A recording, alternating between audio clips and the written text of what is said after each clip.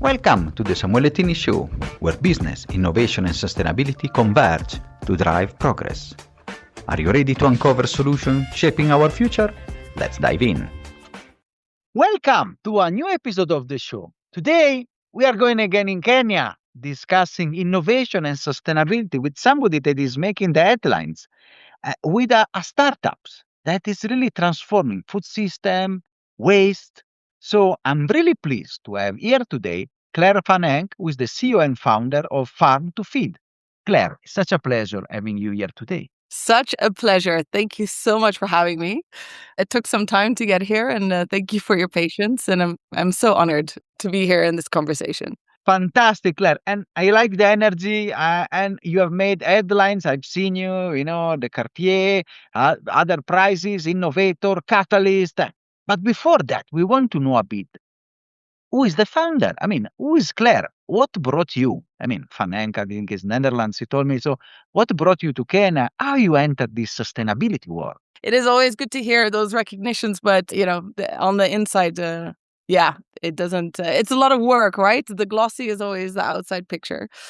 But what brought me to Kenya? So my parents moved here before I was born.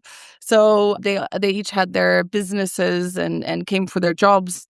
And I was a product. I was born in the 80s and saw Kenya through that development. So I've been here, grew up here. Kenya is really my home, Dutch origins.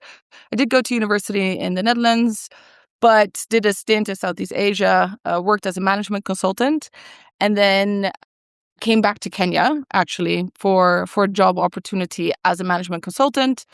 And then after 3.5 years, I quit my job. So, been here all my life, actually. So it's a place I call home. And it's been a journey. And after, I can go into why I quit my job, but I don't know how much you want to know about this background.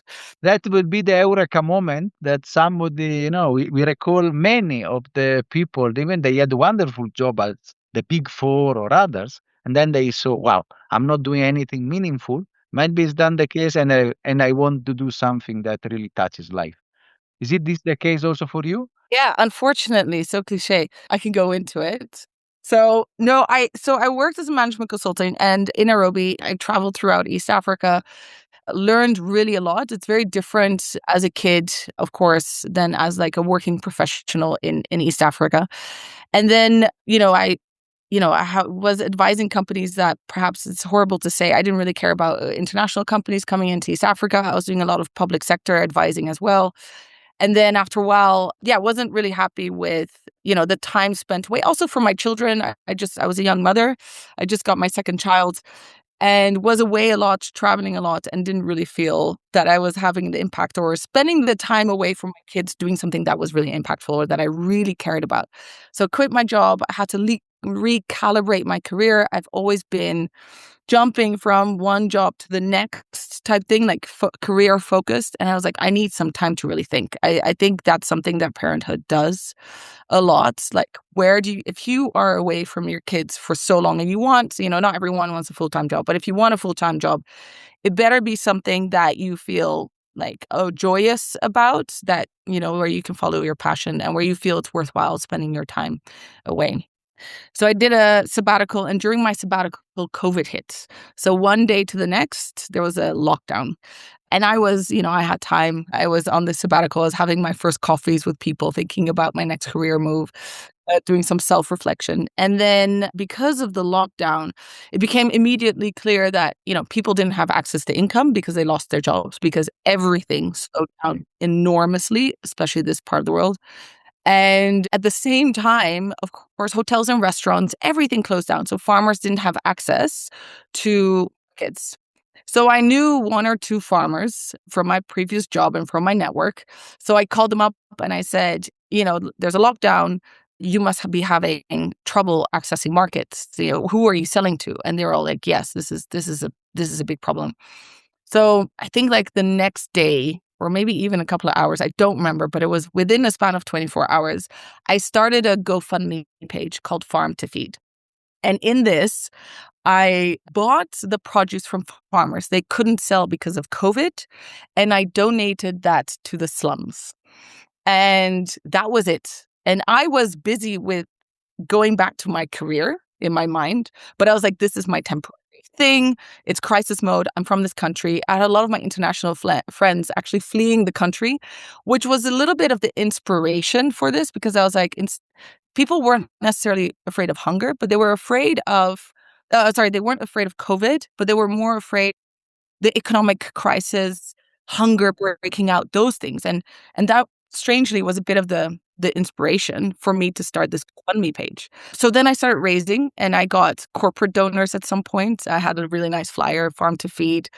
And then I raised quite a bit of money, much more than I expected. I can be open. It was over $100,000, which, for a non-for-profit, I'd never run a non-for-profit, was really a lot. Not everything over, but over the span of a year and a half. And it also meant that there was a lot of produce that we could save from farmers because of this. It was successful. So we went from doing one delivery to being able to do 6 deliveries. And then we had a team, we had drivers, we had S&V helping us with logistics. So it just became like COVID crisis organization, actually. And fast forward, because I'm blabbing and it's continuing, but fast forward is because we were doing this longer than I expected, I started really digging into this problem. I grew up here. I did not know that 50% of fruits and vegetables never reach the market. 50%. It is an insane amount. That is, if you think about it, it's everything we actually eat, everything that's sold in supermarkets, everything that we buy, all of that same amount with 50 million people in Kenya alone. And you have to think this is an Africa-wide problem. All of that food is also being wasted, right? And that's throughout the supply chain. It's on farmer level, but it's also in transport. And strangely, and this I found strange, it was when we started out 6 years ago, there are a lot of people that didn't believe me that this was the actual issue. There was a lot of convincing to do that this was the true statistic, because there was a lot of perception of, well, in Africa, people are, hungry. So it's, this can't be possible. Like, people will eat. And I'm like, that just is not the case. It is such a wasteful food system because it's so fragmented. Cold chain issues and all of that, farms and transport, the road network. Yeah. So it's so complex. And initially, so what we started doing when markets started returning after COVID, farmers still didn't have access to markets. So I thought it was a COVID issue. But actually, COVID sort of exacerbated it. It's a difficult word for me always. I don't know why. And COVID made it eye-opening for me, basically. And I really saw the problem. But farmers still had problems accessing markets. And there was a lot of produce that they didn't sell from the same farmers. So broken carrots, small leaves, smaller tomatoes. At the end of the harvest, things looked a bit different, or because they have harvesting damage, or because of flood or a drought. Carrots look slightly different, or they have a different taste. Cabbages are different sizes, obviously, because they're not grown in a very controlled atmosphere. So we really started thinking about how to deal with these different grades of produce, and can we collect and buy the full harvest, so grade 1, grade 2, and grade 3 from farmers, and then sell that off to hotels and restaurants. Then one of our first customers, actually, still thank them, but that was Art Cafe. And because Art Cafe bought from us, that's when we knew, okay, we really got a commercial opportunity here. We were selling to schools before, but convincing a hotel and restaurant that this is the right thing to do was really a breakthrough to us. And then we pivoted to a commercial model. So we really started out as COVID emergency relief, and then in 2021, we pivoted to a commercial business. So then that is the story of Farm to Feed. So from a COVID experience, an eureka moment when you had to stop your management consulting, and now to a fully fledged company, which is now on the 5th year, I would say, of work. And how do you, what for the people that are not familiar, more or less to the thing. So if you have to see the fast forward the 5 year from the first contact to Art Cafe, where are you now? And how do you operate? So we have evolved significantly. So where we started is not really where we are, because we've learned obviously across the way, and I have huge learnings and a few pivot points that I can talk about as well. But what it is now, maybe I can talk through like sort of the evolution so you understand what it is now. I think what we were really doing in the first maybe 2 or 3 years we really saw this food system problem, and we were pushing the farmer problem on our customers. So hotels, restaurants, food processors, schools, we said, it's so wasteful. You have to source this like rescue produce, we call it, grade rescue. After a while, I had a hotel restaurant come up to me and said, Claire, it's great you're selling me tomatoes, but the tomato is not my problem. It's just that it is so hard as a hotel restaurant to just source your produce because you have so many different brokers, so many different farmers. Everything comes in different quality, it comes at different times. Everyone has like paper delivery notes. It's chaotic. We pay different times. There are unfortunately kickbacks involved in the supply chain, so I don't know what the true price is. All those kind of things. So it is such a mess, right? And then on the farmer side, they're also dealing with this fragmentation. So they have, a farmer has different brokers. So they might deal with different brokers come and collect. They collect tomorrow. No, they didn't come. They'll collect the next week, but you've already harvested it. You don't have transportation. Your broker said, grow 1,000 kilos for me, but then they only come to collect 700 because 300 they don't feel is quality, or because they didn't find a market for it. They don't pay on time. They might pay on delivery, but they might pay after 2 months. So on both ends, this incredibly fragmented, uncontrolled food system is causing the waste, right? So also lack of quality inputs, lack of knowledge. Those are the traditional things, but it's just this lack of coordination that is really difficult, right? As a business, as a farmer, if you and I would run a business, we would have inventory, and how many customers would come, and and what they would pay, and how many staff you need to employ. For a farmer, they need the same. So that's when we really started developing, and that's where it is today. In order to beat this food waste, which is our mission, right? It's more than that. Like, the food system needs to be climate resilient and equitable. In order to do those things, we really need to sort of solve this defragmented system. So what we've basically built a platform. So it's a farmer app, our own bespoke ERP and e-commerce platform. We organize all the logistics between it. We make sure that all the farmers are onboarded on the platform, that they have access to our entire catalog. On the customer side, it's all about convenience. It's all about being on time, having customer care, one-stop shop, and really with traceability, so that you can see exactly where is it coming from. And we're building that more out and out. So we have more precision on where the farmers are located, which badges are coming where, from what inputs are they using. So we want to make this like a complete transparent platform. And we're not entirely there yet, but that's definitely where we're moving towards. And what we've seen is that, customers do care about sustainability. You have to imagine a chef, their commodity is food, where they're getting it from, and they're handling food. So they want traceability. They want to contribute in some way to a climate resilient food system. They're part of it. And that's what we've seen. It's the same as maybe you and I going into a supermarket. I don't want to buy plastic, but the only alternatives I have is plastic.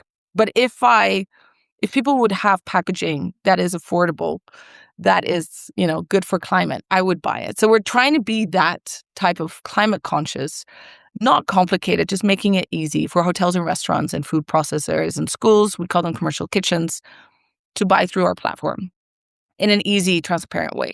So that is wonderful. And so I would say you solve the problem for a B2B perspective, or you are also venturing on a B2C?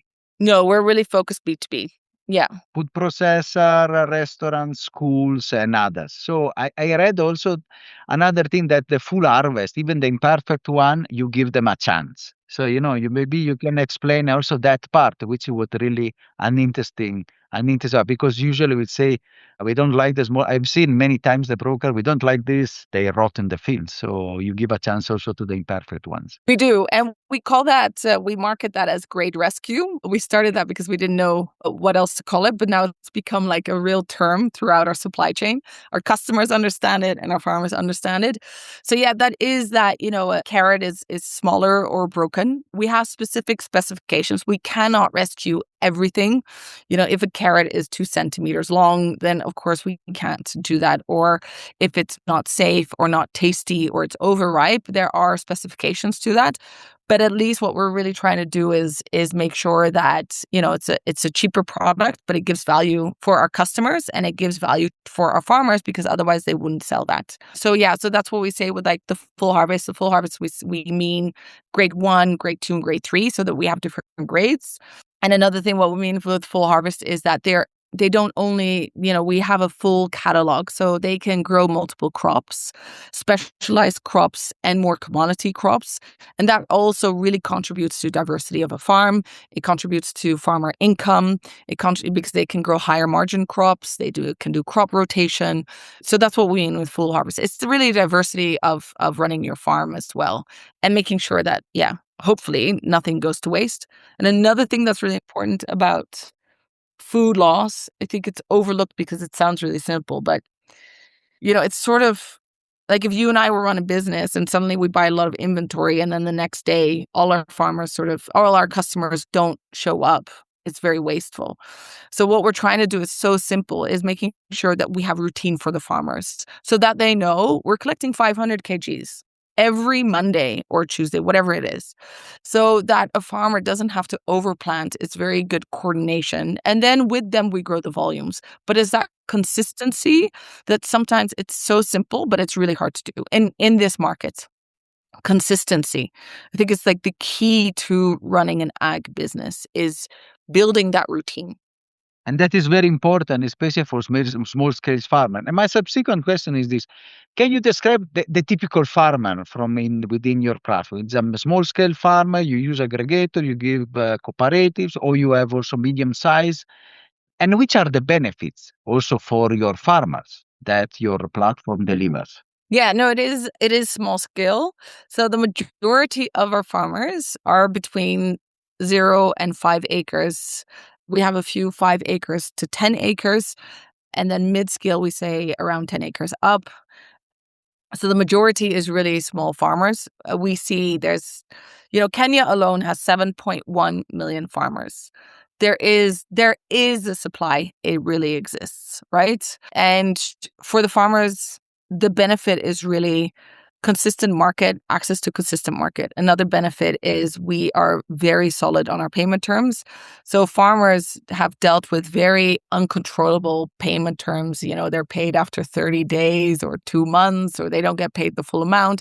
Because we're so tech enabled, farmers are plugged into our tech. They can see what's been accepted in the warehouse, what's grade rescue, what's grade 1, and then we pay them through the platform. So you also don't have this admin that's so chaotic, because it gets chaotic really quickly with different SKUs and different farms. We have 200 SKUs, 200 types of products. So tech is really essential to coordinate all of this in a scalable way. So for the farmer, it's that. So it's payment terms, it's access to a full catalog with higher margin products, right? I think that is key as well. Knowledge, market access, and of course that full harvest, so that, they have an opportunity to also sell your rescue tomatoes, for example, that might be a bit smaller in different seasons. We've done like an impact study, and it showed, for every 2 farmers that we source from, another 3 jobs are created, like farmer labor jobs. So, there's really a multiplier effect, like, creating like farmer, like resilient communities is really important. So it's not just about the farmer, it's the whole community that thrives if you're there as a consistent off-taker. So that's really important. No, that is the real issue. And then also you give consistency, income, and also you create jobs. And on the other side, you give a constant and local supply to business and others. So you mentioned tech, and it's very important for traceability, sustainability, and others. So because we know also the problems since I also do some small amount of work, I would say, in the value chain about, pesticide residues, lack of traceability, issues with others. So how do you use technology really to ensure, sustainable traceability of products and also good practices to ensure also the buyers that what they are buying, it's really something safe and good for them? Yeah. So in Kenya, I must say, I'm going to be very transparent. It's very difficult because there's hardly any regulation on pesticides and those kind of things. And this is something that has to be dealt with on a wider conversation at some point. I mean, I know there's like newspaper articles and people are talking about it, but how do we now really make sure that this like truly happens? And for us, and the testing is really expensive. So every time you take a batch of tomatoes, if you test them, it's unaffordable. So we're not able to do it. So what you have to rely on is your long-term relationships with farmers. So we just don't onboard anyone. There's a vetting, there's long-term relationships with these farmers, making sure that we build the trust with them, that we, build the specs with them. What we're doing with tech, for example. So that's one. The tech is really important for us just because the defragmented system is so complex because of all these moving parts, right? Trucks, logistics, farmers, 200 SKUs. We have 6,000 farmers on the platform. We don't source from all of them, but we have sourced from about 1,900 of them. So you can imagine all coming at different times. And then you have our customers who want different specifications. So the only way to do this is by very, very stringent tech. That's what we've said from day one. 2021, we said the only way we can do this, every step we have digitized. Every person in our warehouse, we have digitized. Every farmer, we have digitized. Every SKU, we have digitized. So a piece of produce basically goes through a supply chain that is physical, but that's also digital. Because the inventory management, it is connected to finance, how much you pay. There's so many things that happen. So that's one thing is like for us really important. And we didn't find, and I know there's more programs coming out, but 5 years ago, definitely we couldn't really find something tech-wise that we felt was really like how we wanted to grow as a business. And that was flexible enough. We knew there were going to be lots of pivots because we're doing this rescue story, different margins, different target market that was going to be for this market, smallholder farmers, different SKUs. What we wanted to do with customers, we want them to be incentivized by sustainability, by convenience, all those things. So we decided from very early on, we're going to build our own tech. So it's really bespoke. It's built in-house. And it works so well for this market, for these types of food systems. So very happy with that. Now, of course, what we're building out is now you can leverage this tech in all kinds of ways, which is really interesting as well. And you can build it in all different ways. So we're really looking at new ideas using AI on the e-commerce platform. What cool features can we place to make it easier for customers to place their order, to see order history, to see data analytics, and the same way we're using for farmers. So we're really looking now to partner with input providers to provide them with sustainable inputs so that they can have access to knowledge, to seeds, to collect more data. So we just got a data analyst on board as well, because we collect so much data through our platform as well. And now it's really a nice place. Okay, what do we do with this data? How do we best use it? How do we support farmers without doing everything manually ourselves? We've built a platform and you can plug in all kinds of partners on a platform. You don't have to do anything yourself. So tech has really helped us in that sense in facilitating and will facilitate in the future sort of this traceability and access for farmers, access to inputs and access to markets. So it was a very long story for your question. But it's very good. It's very good. A lot of context. And a lot of food for thoughts for me that I think we need to discuss. One question for you, because of course in an entrepreneurial journey you also find, how to scale. Because from the fast contract to Artifact, now you have scaled, 6,000 farmers, 1,000, more than 1,000 that they are delivering. So which are the bottlenecks that you still find problematic, to scaling? So the cold chain, the so-called, lack of finance for startup in Africa and others. Which as for an entrepreneur that is working with your startup, where do you see the problem? Yeah, I do see. Okay, so on the funding bit, I do see, and I know I'm considered now that I've raised a seed round that people are like, oh, you've been, successful. But the amount of work that went into fundraising is still, on the back. People have forgotten or don't see that part. So funding for startups is, I think, still in Africa. I know it's growing. and I'm very confident in this market. And I think it's amazing to be in this place now because I think more is coming. So being sort of the early mover, I think there's so much potential. But funding is a problem. And for a lot of investors, not for a lot, but there are investors that, want to stay away from sort of operational businesses in Africa. And I understand that. And at the same time, I've been here so long. My fathers have had businesses here, and I've seen a lot of infrastructure building that we have to do. In order to grow this economy, there are some basic systems not working. It cannot all be cloud. We need some proper infrastructure, which is operational. We need to move products from A to B. We need to start manufacturing things here. So I think that's just really important piece for this economy to lift it to the next stage. And so, but I think fundraising, has been difficult, I think, for every startup. So lack of capital is really important. I think another thing that now is a challenge is, it's always like this thing, and you're growing, your operation is ready for the size you are now. So every time you double, your operation has to double. And what does that mean? So getting your operations in your warehouse ready for the next stage. I think we're very well set up now. We just moved to a new warehouse where we have space. We really have, a team that is really ready to scale the business. But every time you come to sort of new things, okay, we're also developing our own products now for the market. So what do you need for that to scale that next business? You want to go in the next market. What do you need for that? So every time getting your business ready for the next phase of growth, I think is takes some time. It's not done. I see there's a lot of customers in the market, and there are a lot of farmers, and it takes time to convert them. But the potential is 100% there on both ends, on supply and demand. So I think the main thing is for us to convert and to get our operations ready to make sure that the throughput is ready.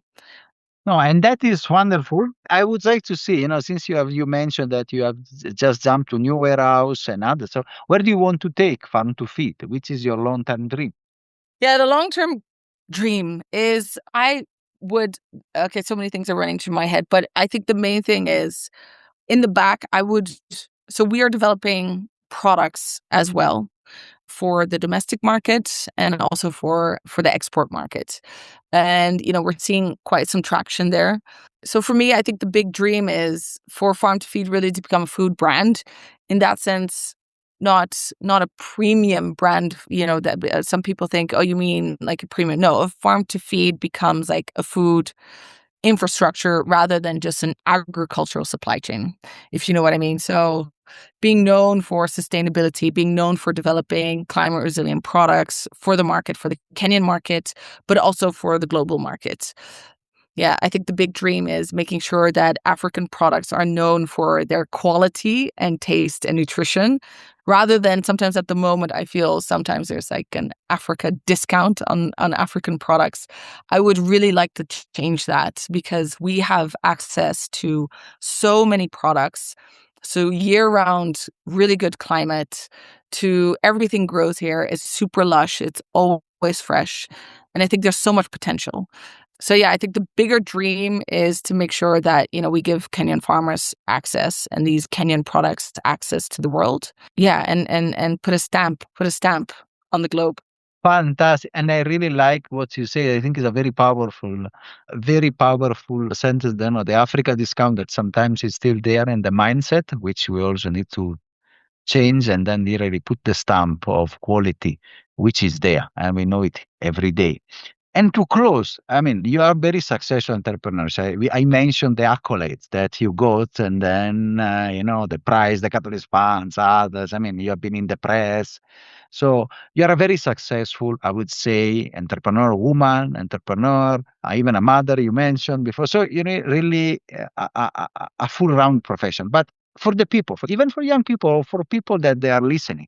So usually I ask this question to successful entrepreneurs. So which are the 3 lessons that you have learned in your journey? Maybe the mistakes that they want maybe to follow your entrepreneurial journey that you have learned and paid maybe sometimes in the hard way in these 6 years. Because I know accolades, they don't come for free. They come with hard work. Yeah. And you know what? The thing is, I don't see the accolades at all myself, but, and yeah, I think to get here, I don't know. I mean, there's founders much more successful than me. So I'm always looking at those people. How did you do this? But I think the one thing maybe that's kept me, because there are a lot of no's and rejections that you're going to get and things that are going to go wrong. It is really putting your head down and focusing. And yeah, and as hard as it is, it's like you have to know when to quit, but you also have to know when to continue. And those two are very difficult because you have to know, like, okay, I am just determined to get this to an end, but you also can't be the dummy that just continues a model that doesn't work. That's been really hard for me. And I've really hung on to, okay, I'm not going to quit. And I'm not going to quit. I need to hang on and sort of make sure that the noise doesn't hit you. Put your head down and focus. I think that's just been really important.